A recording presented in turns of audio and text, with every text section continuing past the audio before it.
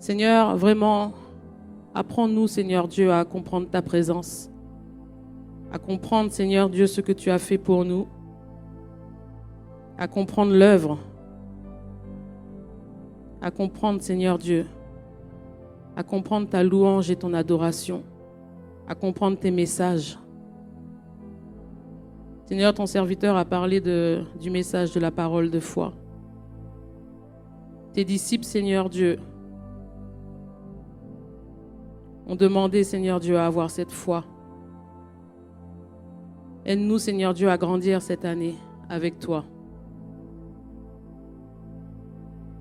Je m'en remets à toi, Saint-Esprit, que le nom de Jésus soit glorifié. Amen. J'aimerais parler de l'œuvre de la croix, si vous le permettez. Encore. Alors la Sainte Brigitte a très bien commencé. Apocalypse 12, on l'a pris déjà. Tout le monde le connaît. Un grand signe parut dans le ciel. Une femme enveloppée du soleil, la lune sous ses pieds, et une couronne de 12 étoiles sur sa tête. Elle était enceinte. Elle criait, étant au travail et dans les douleurs de l'enfantement. Un autre signe parut encore dans le ciel, et voici, c'était un grand dragon rouge, ayant 7 têtes et 10 cornes, et sur ses têtes 7 diadèmes. Sa queue entraînait le tiers des étoiles du ciel, et les jetait sur la terre. Le dragon se tint devant la femme qui allait enfanter, afin de dévorer son enfant lorsqu'elle aurait enfanté. Elle enfanta un fils, qui doit paître toutes les nations avec une verge de fer, et son enfant fut enlevé vers Dieu et vers son trône. Et la femme s'enfuit dans le désert, où elle avait un lieu préparé par Dieu, afin qu'elle y fût nourrie pendant 1260 jours. Et il y eut guerre dans le ciel. Michel et ses anges combattirent contre le dragon, et le dragon et ses anges combattirent. Mais ils ne furent pas les plus forts, et leur place ne fut plus trouvée dans le ciel. Et il fut précipité, le grand dragon, le serpent ancien, appelé le diable et Satan, celui qui séduit toute la terre. Il fut précipité sur la terre, et ses anges furent précipités avec lui. Et j'entendis dans le ciel une voix forte qui disait : Maintenant, le salut est arrivé, et la puissance et le règne de notre Dieu, et l'autorité de son Christ, car il a été précipité. L'accusateur de nos frères, celui qui les accusait, devant notre Dieu jour et nuit. Ils l'ont vaincu à cause du sang de l'agneau et à cause de la parole de leur témoignage. Et ils n'ont pas aimé leur vie jusqu'à craindre la mort. C'est pourquoi, réjouissez-vous, cieux, et vous qui habitez dans les cieux. Malheur à la terre et à la mer, car le diable est descendu vers vous, animé d'une grande colère, sachant qu'il a peu de temps. Quand le dragon vit qu'il avait été précipité sur la terre, il poursuivit la femme, qui avait enfanté l'enfant mâle. Et les 2 ailes du grand aigle furent données à la femme, afin qu'elle s'envolât au désert vers son lieu, où elle est nourrie un temps, des temps et la moitié d'un temps, loin de la face du serpent. Et de sa bouche, le serpent lança de l'eau, comme un fleuve derrière la femme, afin de l'entraîner par le fleuve. Et la terre secourut la femme. Et la terre ouvrit sa bouche et engloutit le fleuve, que le dragon avait lancé de sa bouche. Et le dragon fut irrité contre la femme, et il s'en alla faire la guerre au reste de sa postérité, à ceux qui gardent les commandements de Dieu et qui ont le témoignage de Jésus. Et il se tint vers le sable de la mer. Amen. Amen, amen. Donc là, c'est l'apôtre Jean qui a une vision. Nous sommes dans le dernier livre de la Bible qui s'intitule Apocalypse. Et au chapitre 12, on nous dit que il vit un grand signe. Voilà, il voit une femme enveloppée du soleil, la lune sous ses pieds et une couronne de 12 étoiles, 12 tribus. Ça vous rappelle pas le songe de Joseph? Ok. Ensuite, dans la vision, on nous dit qu'il y avait une femme enceinte, qu'elle était au travail. Vas-y, ensuite. Voici, il y avait un grand dragon rouge, ayant 7 têtes et 10 cornes, et sur ses têtes 7 diadèmes. Parenthèse, vous savez, dans Genèse, le Satan était comparé à un serpent. Si tu ne traites pas ton péché, là, le serpent devient un dragon.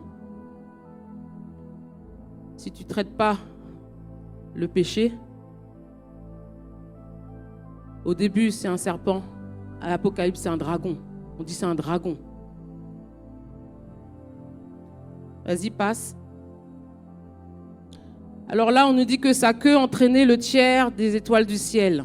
Donc nous savons qu'il y avait une guerre. En fait, quand il y avait le message là sur il y a 2 semaines, je me suis posé la question en fait, mais quand est-ce qu'a eu lieu cette guerre concrètement? Selon vous, quand est-ce qu'a eu lieu cette guerre? Est-ce que c'est avant la fondation du monde? Est-ce que c'est quand?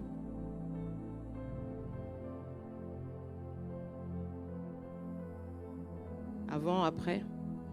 Et donc du coup, je me suis penchée. Avant, après? Écoutez. Elle enfanta un fils qui doit paître toutes les nations avec une verge de fer. Là, on sait qu'on parle de... Ok. Et son enfant fut enlevé... Alors, regardez bien. Et son enfant fut enlevé vers Dieu et vers son trône. Ok.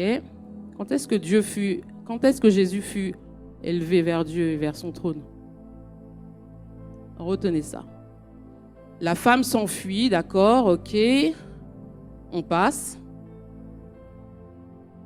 Alors, et là on nous dit, quand dans la vision, comme c'est une vision, là Jésus est allé et remonté vers le trône de Dieu, on nous dit là, et il y eut une guerre dans le ciel. Michael et ses anges combattirent le dragon, et le dragon et ses anges combattirent, mais ils ne furent pas les plus forts, et leur place ne fut plus trouvée dans le ciel. Et il fut précipité, le grand dragon, le serpent ancien, appelé le diable et Satan, celui qui séduit toute la terre. Il fut précipité sur la terre, et ses anges furent précipités avec lui.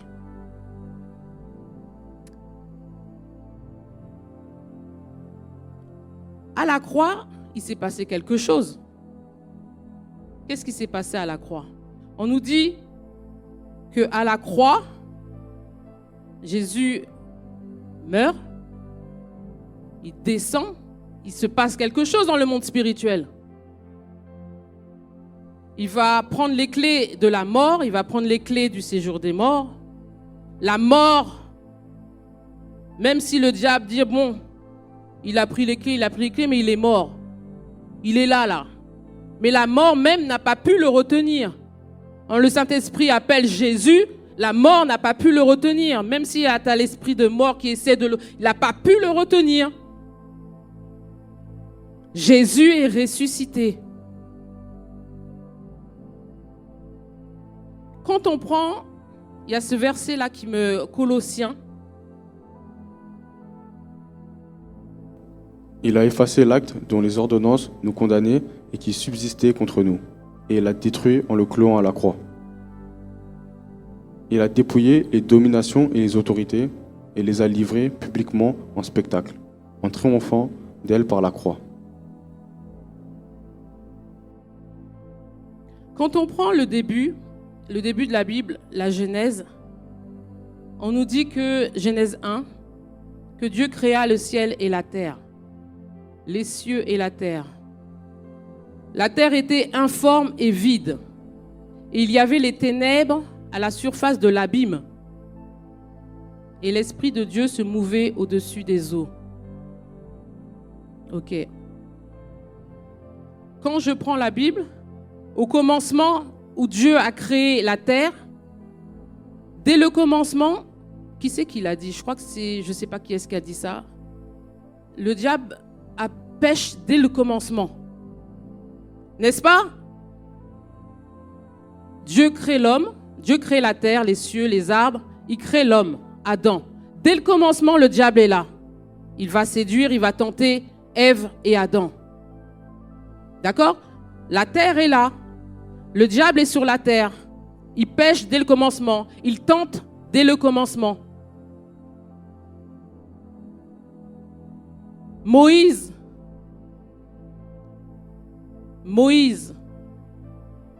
qu'on appelait le libérateur, c'était l'ombre des choses à venir. L'ombre des choses à venir. Le diable a fait tuer tous les enfants parce que Pharaon avait peur du libérateur. Quand Jésus vient sur terre, on dit que c'est aussi le libérateur, le roi. Le roi de l'époque fait tuer pareil les enfants parce qu'ils ne veulent pas que le libérateur vive. Donc le diable est sur la terre dès le commencement, on est d'accord? Donc quand est-ce que cette bataille a eu lieu? Je me suis penchée. Parce que même Jésus, quand il fut baptisé, la Bible nous dit qu'il a été tenté par le diable. Donc le diable... Ok. On va prendre Job. Et quand les jours de festin étaient passés, Job appelait et sanctifiait ses fils. Puis il se levait de bon matin et offrait pour chacun d'eux un holocauste. Car Job disait, peut-être mes fils ont-ils péché et ont-ils offensé Dieu dans leur cœur. C'est ainsi que Job avait coutume d'agir. Or, les fils de Dieu vinrent. Un jour se présenter devant l'Éternel, et Satan vint aussi au milieu d'eux. L'Éternel dit à Satan, « D'où viens-tu » Et Satan répondit à l'Éternel, « De parcourir la terre et de m'y promener. » Donc Satan est sur la terre, il se promène. Qui faire tomber, qui faire chuter, qui envoyer des maladies, qui envoyer des obstacles. Il est là, on dit que c'est le prince de l'air. Mais là, on n'est ni au commencement, on n'est ni à la fin. On est à l'époque de Job. Et là, la Bible nous dit que Satan se présente devant Dieu. Donc il est au ciel. Il va au ciel, tranquillement, devant Dieu, en compagnie des anges. Vous êtes d'accord? Il y a Dieu, il y a tous ces anges, et on nous dit que Satan vient tranquillement au milieu des anges devant Dieu. Ce que j'ai compris, c'est que le péché que Satan avait fait dans le ciel, Dieu, vous savez, au début, on nous dit que la terre était informe et vide. Et que les ténèbres étaient là sur les abîmes.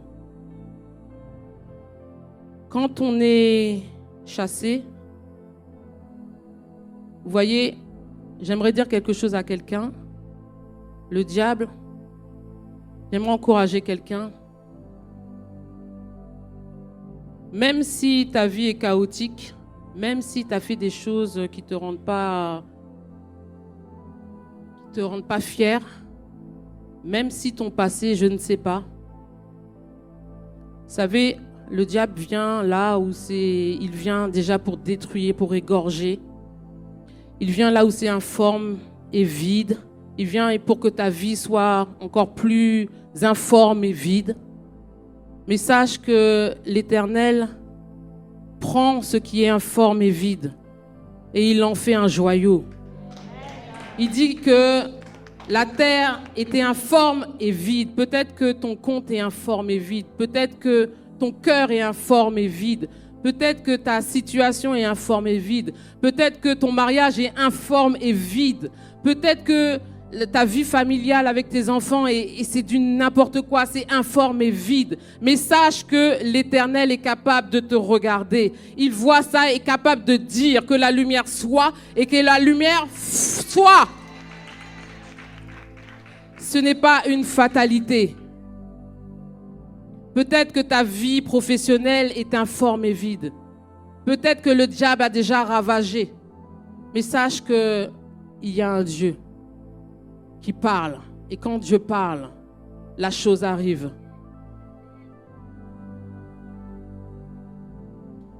Je crois que Satan et ses démons n'avaient plus leur place dès le commencement. Mais le problème, je crois, ils n'avaient plus leur place. Mais dans Apocalypse 12, je crois, parce que comme on nous parle de la naissance, de l'accouchement, de l'enfant, après qui a été élevé dans le ciel, on parle de l'œuvre de la croix. C'est une vision qui parle de l'œuvre de la croix. Je crois qu'à la croix, il n'a plus accès devant le trône. Le diable et ses démons, à partir de la croix, n'a plus accès devant le trône de Dieu. N'a plus accès. Et comme l'a dit la sœur Brigitte, on va prendre d'autres versets. Il avait été jeté, d'accord, mais il continue à avoir accès. Mais il fallait un sacrifice pour que le diable et ses démons n'aient plus vraiment, réellement accès devant Dieu. Maintenant, c'est nous, les enfants de Dieu, qui avons accès. La Bible nous dit dans Hébreux qu'il a inauguré la route par son corps et par son sang, pour que nous puissions y aller, nous, les enfants de Dieu, devant le trône de Dieu. Tu es triste, tu vas devant le trône de Dieu. Tu as une requête, tu vas devant le trône de Dieu. Tu as une prière à faire, tu vas devant le trône de Dieu. Tu vas devant, tu as libre accès. Toi, enfant de Dieu, tu as libre accès. Le diable n'a plus accès à partir de la croix. Il n'a plus accès devant Dieu. Il ne peut plus se présenter devant Dieu. Il a une haine profonde. Parce que nous avons pris sa place. Qu'est-ce que l'homme pour que Dieu s'intéresse? Qu'est-ce que Dieu? Qu'est-ce que l'homme? Tu sais, Job a tout perdu.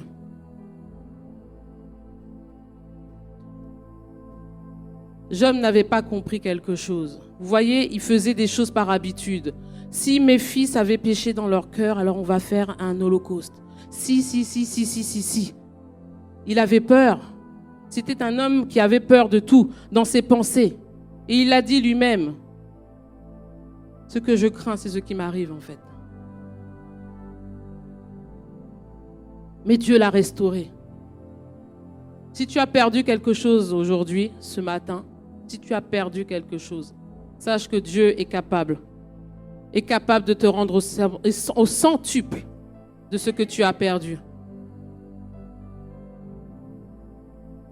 Après avoir dit d'abord, tu n'as voulu et tu n'as agréé ni sacrifice, ni offrande, ni holocauste, ni sacrifice pour le péché. C'est Jésus qui parle à son Père, ce qu'on offre par la loi. Vas-y. Il dit ensuite, voici, je viens pour faire ta volonté. Il abolit ainsi la première chose pour établir la seconde. C'est en vertu de cette volonté que nous sommes sanctifiés par l'offrande du corps de Jésus-Christ, une fois pour toutes. Et tandis que tout sacrificateur fait chaque jour le service et offre souvent les mêmes sacrifices qui ne peuvent jamais ôter les péchés. Lui, après avoir offert un seul sacrifice pour les péchés, s'est assis pour toujours à la droite de Dieu, attendant désormais que ses ennemis soient devenus son marchepied. Car, par une seule offrande, il a amené à la perfection pour toujours ceux qui sont sanctifiés. Nous. C'est ce que le Saint-Esprit nous atteste aussi. Car après avoir dit, « Voici l'alliance que je ferai avec eux.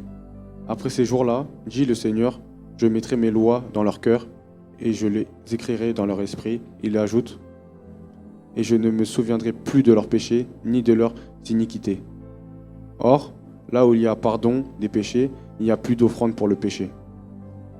Ainsi donc, frères, puisque nous avons, au moyen du sang de Jésus, une libre entrée dans le sanctuaire, par la route nouvelle et vivante qu'il a inaugurée pour nous au travers du voile, c'est-à-dire de sa chair. Et puisque nous avons un souverain sacrificateur établi sur la maison de Dieu, approchons-nous avec un cœur sincère, dans la plénitude de la foi, les cœurs purifiés d'une mauvaise conscience et le corps lavé d'une eau pure. Retenons fermement la profession de notre espérance, car celui qui a fait la promesse est fidèle. Veillons les uns sur les autres pour nous exciter à la charité et aux bonnes œuvres. N'abandonnons pas notre assemblée, comme c'est la coutume de quelques-uns, mais exhortons-nous réciproquement, et cela d'autant plus que vous voyez s'approcher le jour. Car si nous péchons volontairement après avoir reçu la connaissance de la vérité, il ne reste plus de sacrifice pour les péchés, mais une attente terrible du jugement et l'ardeur d'un feu qui dévorera les rebelles. C'est-à-dire que Jésus est venu sur terre une fois pour toutes. Ça, c'est pour les gens qui fautent. Alors quand on pense, même les enfants de Dieu, hein, donc on peut penser mensonge, on pense au premier. Mais vous savez, le premier, on peut penser à adultère. Le premier mensonge, le premier péché dans la Bible, c'est quoi? La désobéissance. On pêche dans le cœur. On pêche en action. On pêche. Mais là, Dieu nous dit que il est venu une seule fois pour toutes. Il ne va pas revenir parce que tu as fauté. Une deuxième fois, une troisième fois. Il ne faut pas rester dans la culpabilité. Il faut aller devant l'œuvre de la croix et reconnaître que Jésus-Christ a fait couler son sang une fois pour toutes, pour que nous soyons lavés. Le sang de Jésus-Christ nous lave de tout péché, tout péché. Tout, c'est tout péché, pas que quelques-uns, tout péché. Et c'est par l'œuvre de la croix, j'aimerais parler de l'œuvre de la croix ce matin pour toi. À l'œuvre de la croix, il a définitivement éjecté Satan, c'est-à-dire il lui a interdit l'accès, comme il le faisait auparavant, tranquillement. Nous, avec un cœur purifié, nous nous présentons devant Dieu. Nous nous sommes levés ce matin. Ce n'est pas pour faire bonne figure. La sœur Fiteline l'a dit quand elle chantait. Tu es triste, tu es fatigué. La sœur Yolette aussi, elle a dit. Tu es chargé. Approchez-vous de moi, dit le Seigneur. Toi, va. Tu as un libre accès. Déchargez-vous de tous vos soucis, de tous vos fardeaux. Le message pour nous ce matin, déchargez-vous. Déchargez-vous. Vous avez un libre accès. Il y a eu un jour, au moment de la croix, parce que on nous dit que c'est après que Dieu, Jésus, l'enfant, soit revenu vers son Dieu au trône, que là, il y eut une guerre dans le ciel. Et qu'il fut précipité, je rajoute définitivement, sur la terre. Et que le diable a une grande colère, certes. Il est dit que j'entendis dans le ciel une voix forte qui disait, donc après cette bataille, après l'œuvre de la croix, donc, que maintenant le salut est arrivé. Le salut est arrivé quand?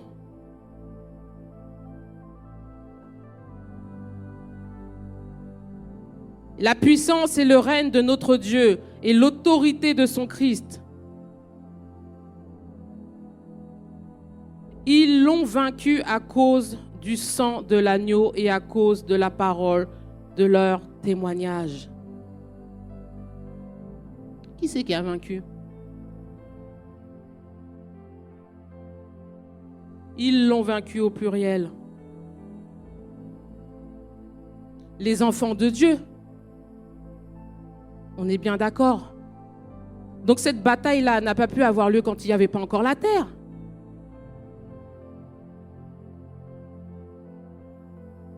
Il y a un autre verset. Il y a eu une grande bataille parce que Dieu te donne l'exclusivité. Dieu le Père a envoyé son Fils unique. Tu es unique. Dieu t'aime tellement. Il a envoyé son unique. Il te donne l'exclusivité de venir dans sa présence. À la croix, on nous dit que Jésus, il fallait qu'il ait des plaies. Il fallait qu'il ait des plaies pour que tu sois guéri. Il y a juste cette vérité.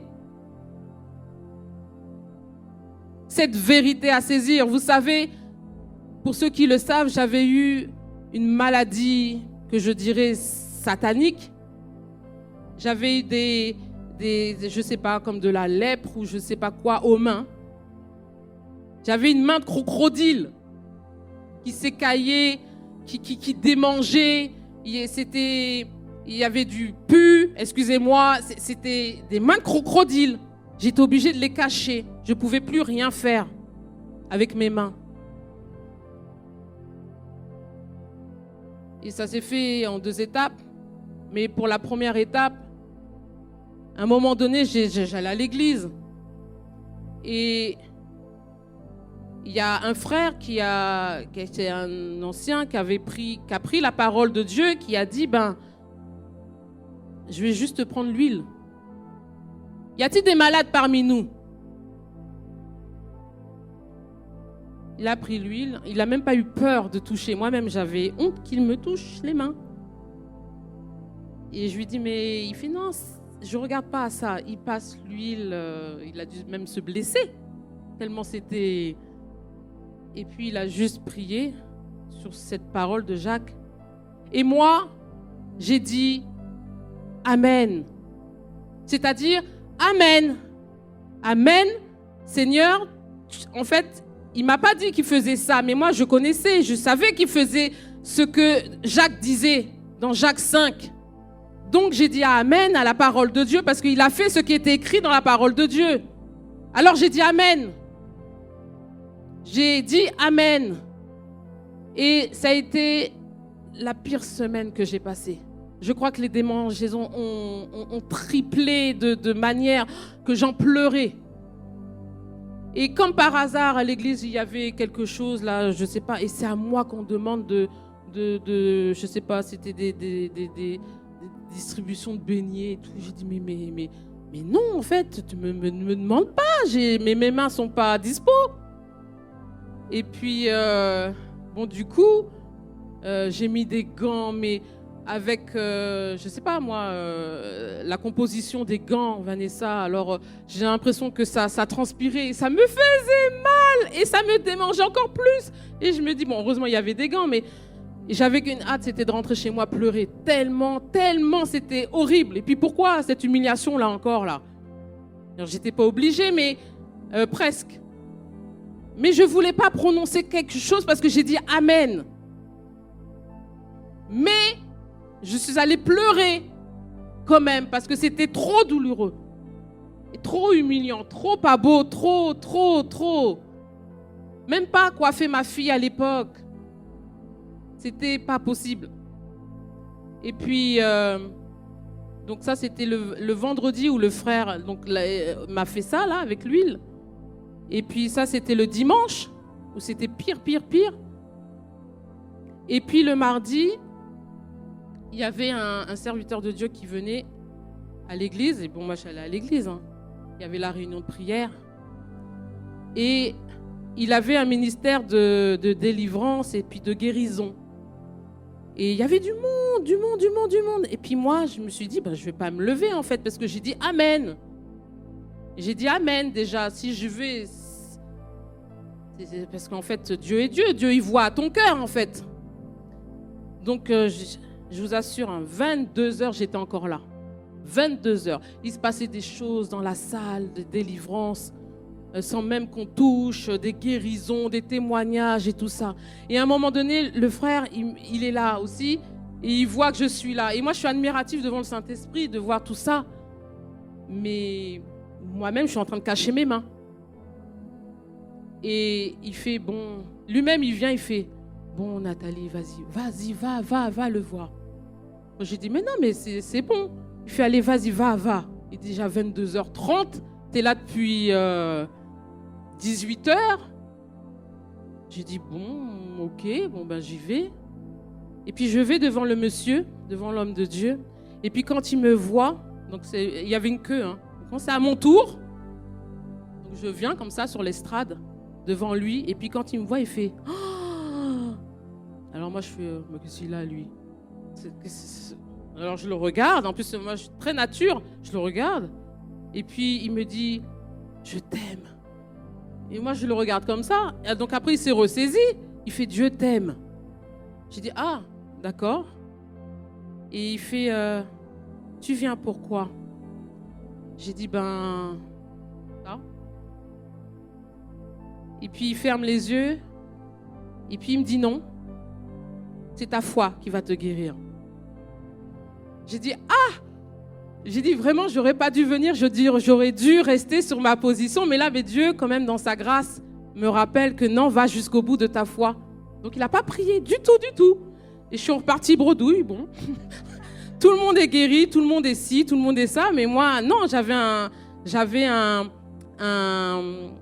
une foi à régler avec Dieu, quoi. Dieu voulait tester ma foi. Et jusqu'au bout. Et puis, ça, c'était mardi. Et puis, je crois, après, dans la semaine, après, je regarde mes mains. Je crois que c'était le jeudi. Je vois que ça fait marche arrière, en fait. Et que mes mains étaient guéries.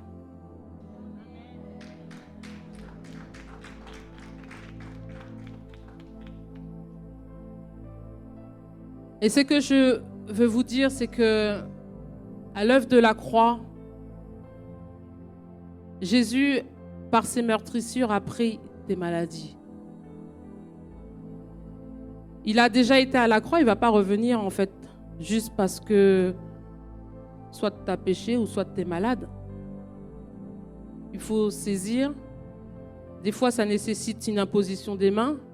Des fois, ça nécessite de la foi. Des fois, ça nécessite une prophétie. Fais ça et tu seras guéri.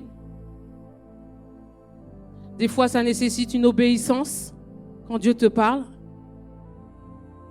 Des fois, ça nécessite, comme l'a dit la sœur Edith, tu verras si je n'ouvre pas les écluses des cieux pour toi.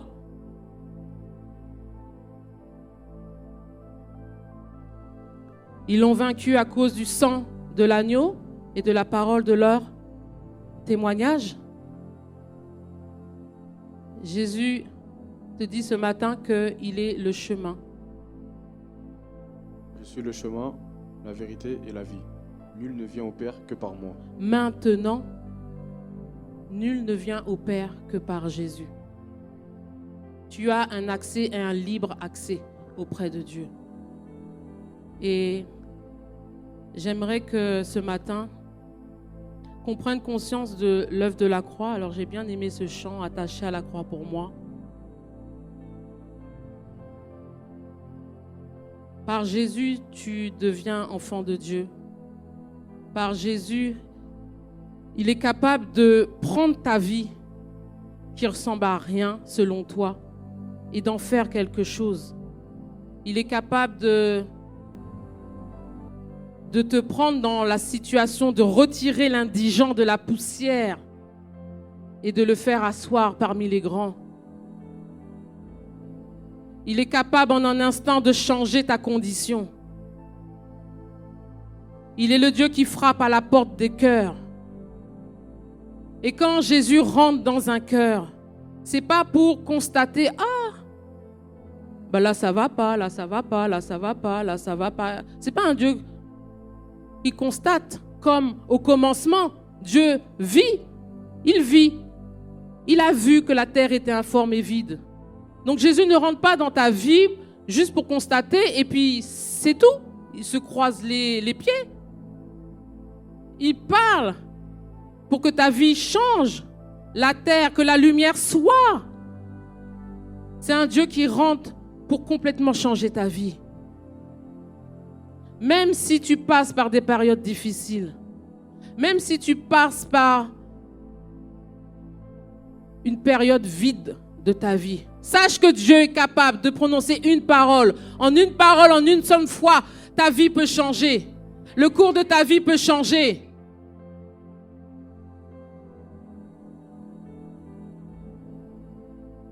L'œuvre de la croix, où Dieu te donne accès. Dieu est là.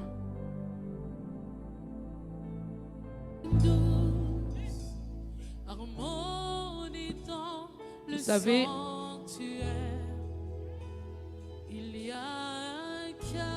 j'admire les gens qui font l'œuvre de Dieu. Ils peuvent venir avec tout leur fardeau. tous leurs soucis. Mais quand il s'agit de faire l'œuvre de Dieu, ils le font de tout leur cœur. Et puis quand ils rentrent chez eux, ils ont ce qu'ils ont dans leur cœur. Moi, ce matin, la louange m'a fortifié.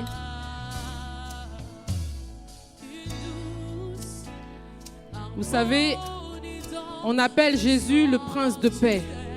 Si tu n'es pas en paix dans ton cœur, le prince de paix est là. Si tu es agité dans ton cœur, viens déposer, je t'en supplie, tes fardeaux devant, que tu portes devant Dieu, devant Jésus. Tu as libre accès. Tu viens dans la présence de Dieu avec ce fardeau, avec cette maladie, avec cette angoisse, avec cette peur du lendemain, avec cette peine, avec ces doutes. Dieu te voit aussi quand tu pleures, les larmes qui coulent sur ton oreiller. Cette déception que tu as dans ton cœur, Dieu te demande de le déposer. Et quand tu déposes, ce n'est pas pour reprendre.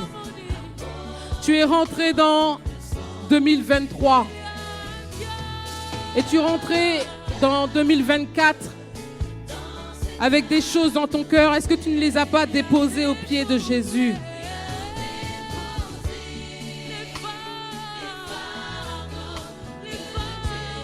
Cette peur du lendemain, c'est le message de ce matin. Va dire à mon peuple de déposer, de déposer, de déposer, de déposer cette souffrance, de déposer ce passé, de déposer ce lourd fardeau que tu portes, cette peine, cette crainte. Le prince de paix est là. L'auteur de la guérison est là. L'auteur de la paix est là. Il y a un fardeau que tu traînes dans ton cœur.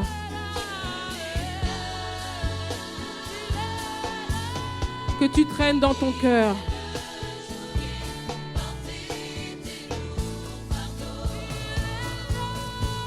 Est-ce que tu peux te lever de là où tu es?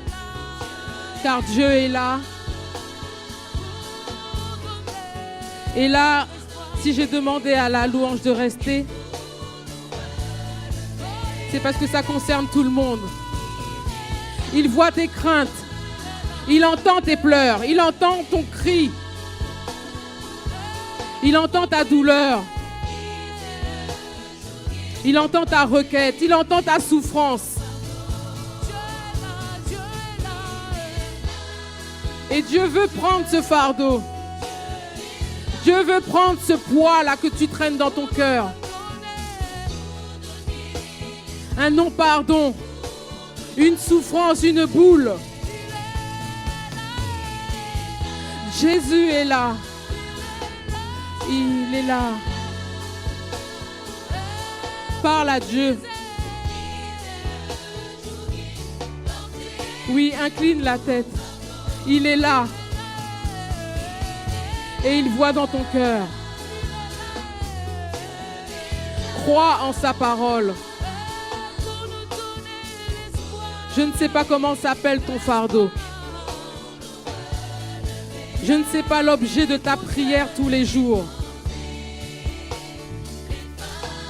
Mais ce que tu traînes depuis, viens le déposer ce matin. Viens le déposer ce matin. Dépose-le ce matin. Dépose cette souffrance ce matin. Dépose ta prière ce matin. Crois que Dieu est là. Crois Dieu que Dieu peut te relever. Crois que Dieu est fidèle en ce qu'il est.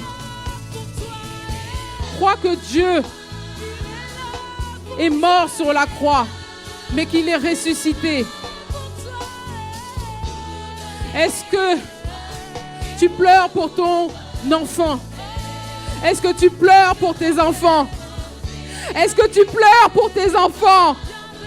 Est-ce que tu pleures pour ta condition maritale?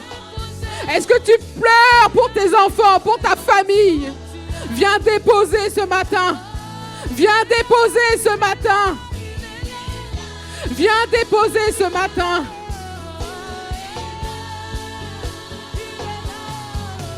Viens déposer ce matin.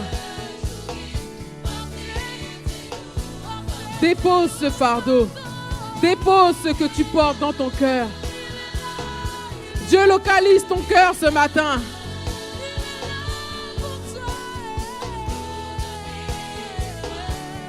Il veut te donner l'espoir ce matin. Il veut te dire qu'il a été à la croix pour toi. Il voit ta souffrance de tous les jours. Et il est prêt à te dire que la lumière soit. Que la lumière soit. Ah, Dieu est là. Parle à ton cœur, dans ton cœur. Parle à Dieu dans ton cœur. Dieu sait que tu es venu. Tu es venu. Et ce poids dans ton cœur, Dieu veut le prendre.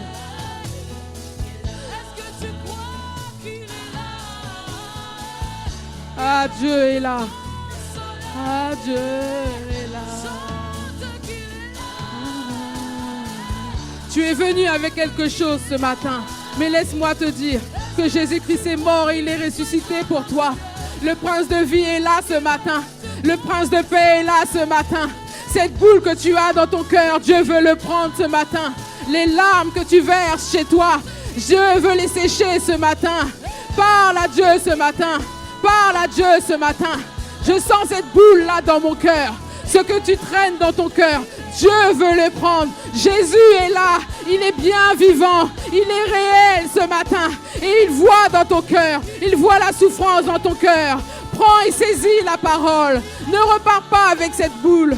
S'il y a quelque chose que tu n'arrives pas à t'en défaire, Dieu est là, il est capable de t'aider. Dépose à ses pieds ce qui te semble lourd, ce que tu ne peux pas lâcher, ce que tu ne peux pas lâcher. Dépose-lui seulement, dépose à ses pieds seulement. Il est là, il est là, il est là. Dieu est là, Dieu est là, Dieu est là, Dieu est là.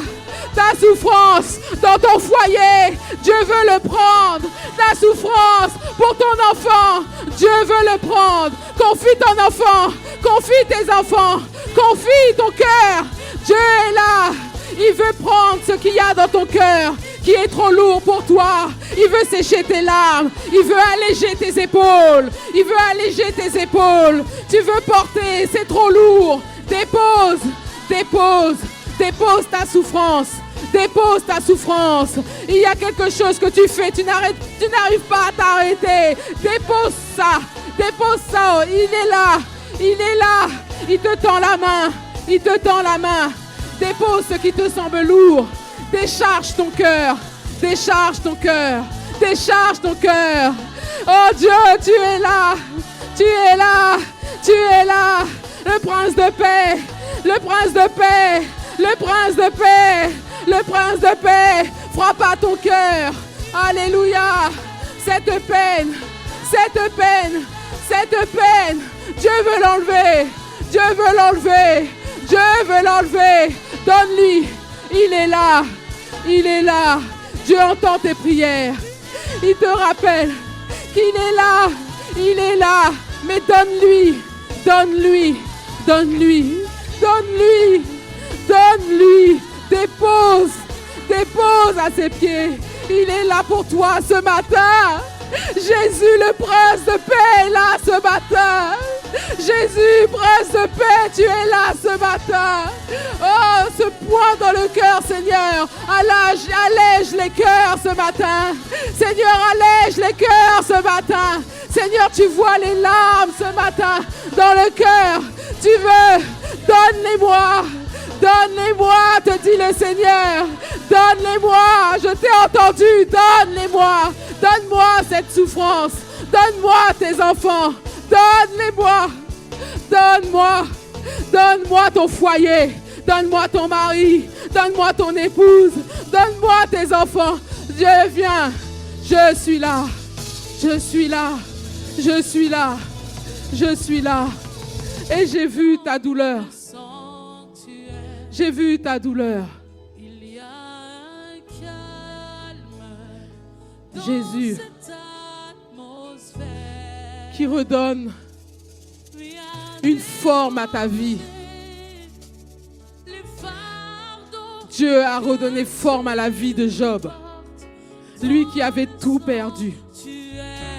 Il a redonné forme à Jacob, qui était qualifié d'usurpateur. Il lui a donné un nom. Il lui a donné une forme, une vie. Il lui a donné son amour. Dieu veut te donner. Dieu veut te donner cet amour. Sache que Jésus, à la croix, pensait à toi. Et il t'appelle par ton prénom. Il t'appelle par ton prénom. C'est pour toi qu'il a été sacrifié. C'est pour toi. Pour que tu l'acceptes. Que tu aies la vie éternelle. Et que ta vie sur terre. Jésus a dit, prenez courage, j'ai vaincu le monde. Et ce matin, il est venu restaurer les cœurs. Il est venu parler à ton cœur. Il est venu te dire. Il est venu te dire, dépose-moi. Arrête de porter. Arrête de porter. Arrête de porter. Donne-les-moi. Dépose à mes pieds. C'est moi qui ai été à la croix pour toi. C'est moi qui ai été maltraité pour toi. C'est moi qui ai été trahi pour toi. C'est moi qui ai été abandonné pour toi. C'est moi qui ai été abandonné pour toi. C'est moi qui ai souffert à la croix pour toi.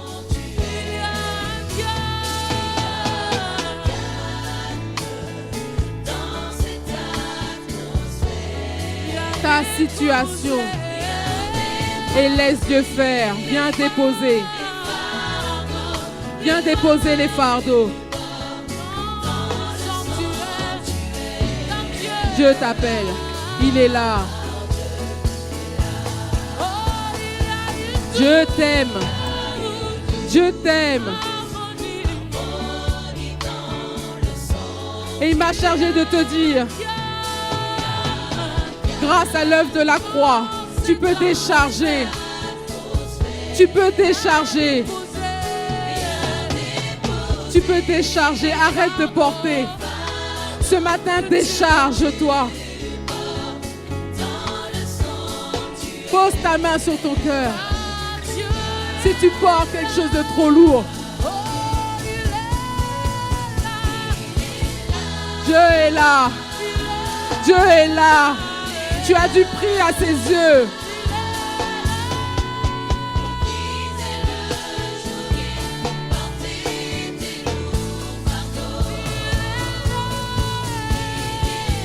Souffrance. Laisse-moi te dire que Dieu est là. Dieu est là. Maladie, Dieu est là. Poids du péché, Dieu est là. Il l'a fait à l'œuvre de la croix. Prends, saisis ce que Dieu te dit. Arrête de porter.